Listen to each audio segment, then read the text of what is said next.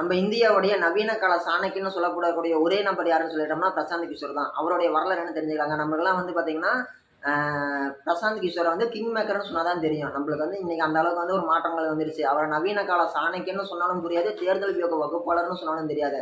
I-PAC கம்பெனியோட ஓனர்ன்னு சொன்னா தான் நம்மள பல பேருக்கு தெரியும். ஓகேங்களா? அவர பத்தி தெரிஞ்சுக்கலாங்க. 2007ல வந்து பார்த்தீங்கன்னா, வெளிநாடு வாழ் இந்தியரா இருக்கிறாரு. அங்கருந்து இவரு இங்க வராரு. இந்தியாவுக்கு வந்தவுடனே என்ன பண்றாரு? ஒண்ணு நம்ம வந்து இந்தியால மிகப்பெரிய அரசியல்வாதியா இருக்கணும். இல்லன்னா அரசியல்வாதிகளுக்கு பின்னாடி ஒரு மிகப்பெரிய ஒரு பின்புலமா இருக்கணும். அவங்களுக்கு பெரிய ஒரு பலமா இருக்கணும்னு சொல்லி விரும்புறாரு. அன்னைக்கு குஜராத் முதலமைச்சரா இருந்த நரேந்திர மோடி ஐயா அவர்களுக்கும், அன்னைக்கு பிரதமரா இருந்த மன்மோகன் சிங் ஐயா அவர்களுக்கும், ராகுல் காந்தி ஐயா அவர்களுக்கும் 3 பேருக்குமே லெட்டர் அனுப்புறாரு. லெட்டர் அனுப்பும்போது என்ன சொல்றாரு? இந்த மாதிரி உங்களை சந்திக்க விரும்புறேன். என்னுடைய தேர்தல் வியூக கருத்துக்களை உங்ககிட்ட பகிரணும்னு ஆசைப்படுறேன்னு சொல்லி தகவல் அனுப்புறாரு. உடனே நரேந்திர மோடி ஐயா அன்னைக்கு குஜராத் முதலமைச்சர் இருந்தவர் அழைப்பு கொடுக்குறாரு. அந்த மற்றபடி வந்து பார்த்தீங்கன்னா, பிரதமர் மன்மோகன் சிங் ஐயா அவர்களும், ராகுல் காந்தி ஐயா அவர்களும் அழைப்பு கொடுக்கல. மோடிஜி ஐயா அழைப்பு கொடுக்குறாரு. இவர் உடனே அவர் போய் சந்திக்கிறாரு. சந்திச்சிட்ட உடனே இவர் ஒரு சில விஷயங்களை சொல்லிக் கொடுக்குறாரு. இவருடைய கருத்துக்களை பகிர்றாரு. இவர் சொல்லிக் கொடுத்த கருத்துக்களை கேட்டோன்னே என்ன பண்ணுறாரு? பிரதமர் மோடி அன்னைக்கு இருந்த குஜராத் முதலமைச்சரான மோடி அவர்கள் என்ன பண்ணுறாருன்னா, ஓகே எப்படியா இவ்வளோ சூப்பராக சொல்கிறா, உன்னை எனக்கு பிடிச்சிருக்குது, நீ என் கூடையேறுன்னு சொல்லி கூடையே வச்சுக்கிட்டாரு. ஒரு சில சிந்தனைகள், அதாவது மூளைக்கு சாணக்கியனுக்கு எப்பவுமே ஒரு மதிப்பு இருக்குதுங்கிறது இது ஒரு சிறந்த உதாரணம். ஓகேங்களா? அப்படி ஒரு போய் கேட்டோன்னே என்னென்ன சொல்கிறாருன்னு சொல்லிங்கன்னா, அவர் சொன்ன மாதிரியே வந்து மோடிஜி சொல்கிறாரு, எனக்கு வந்து அடுத்த எலெக்ஷனில் நான் மறுபடியும் வந்து குஜராத்துக்கு முதலமைச்சர் ஆகணுன்ட்டு. ஐயா இதெல்லாம் பண்ணுங்கன்னு சொல்லி அவர் ஒரு சில விஷயங்களை சொல்லிக் கொடுக்குறாரு. அதாவது பாத யாத்திரை போகிறது. பாத யாத்திரை போகிறாங்க அப்படின்னா மக்களுக்கு அவரோட முகம் வந்து நல்லா ரிஜிஸ்டர் ஆகும். நம்ம ஊருக்கு அவர் வந்துட்டு போனார், அப்போ அவருக்கு நம்ம ஓட்டு போகணும்னு சொல்லி போடுவாங்க. ரெண்டாவது வந்து அவருக்கும் மக்களுக்கும் இருக்கக்கூடிய தொடர்பு அப்படிங்கிறது நேரடி தொடர்பாக இருக்கணும். மக்களோட எண்ணோட்டங்களை புரிஞ்சுக்கணுங்கிறதுக்கோசரம், இவர் பேசுகிறத மக்கள் முழுசாக போய் கேட்கணுங்கிறதுக்கோசரம் அனைத்து வானொலிகளிலுமே வந்து பார்த்திங்கன்னா ஒரு டிவி நிகழ்ச்சியில் கலந்துக்க சொல்கிறாரு, ஒரு பள்ளிக்கூட ஃபங்க்ஷனில் போய் கலந்துக்க சொல்கிறாரு, அனைத்து விஷயத்துலையுமே முன்னெடுப்பு செய்ய சொல்கிறாரு. இவர் வீடியோவில் பேசுகிறத எல்இடி ஸ்க்ரீன் வச்சு குஜராத் முழுக்க ஒளிபரப்பு சொன்னார், நேரடி ஒளிபரப்பு, இப்படி நிறைய விஷயங்களை பண்ணார். அவர் செஞ்சதோடைய பிரதிபலிப்பு தான் வந்து பார்த்திங்கன்னா நீங்கள் நம்ம கேட்டுட்டு இருக்கக்கூடிய மன் கி பாத். பிரதமரோட வந்து ஞாயிற்றுக்கிழமை நம்ம எஃப்எம்ல வருது இல்லைங்களா, மன் கி பாத். அது வந்து பார்த்திங்கன்னா பிரசாந்த் கிஷோர் அவர்களுடைய ஐடியாவின் அடிப்படையில் பிரதமர் மோடி சிந்தனையில் உருவானது தான் வந்து பார்த்திங்கன்னா மன் கி பாத் அப்படின்னு கூட ஒரு நிகழ்ச்சி. ஓகேங்களா?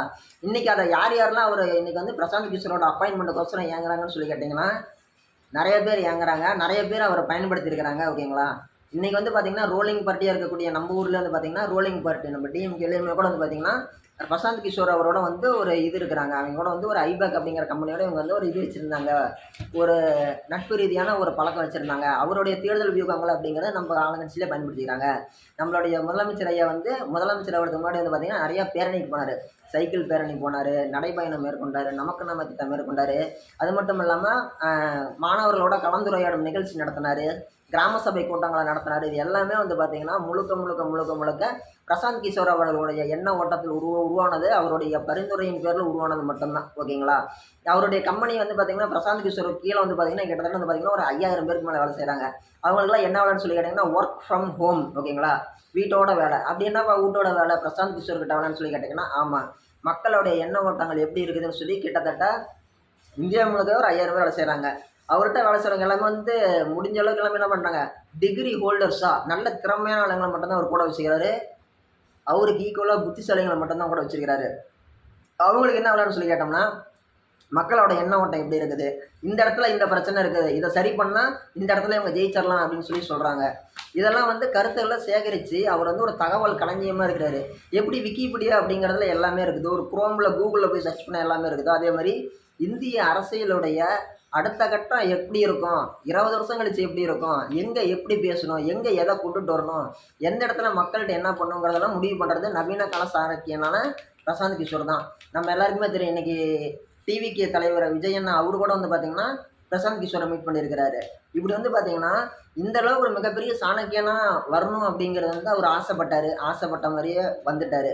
எண்ணம் போல் வாழ்க்கை, எண்ணம் போல் தான் வாழ்க்கை. எண்ணங்களை உயர்வாக வையுங்க, வாழ்க்கையில் முன்னுக்கு வாங்க. நல்லா இருங்க எல்லாருமே.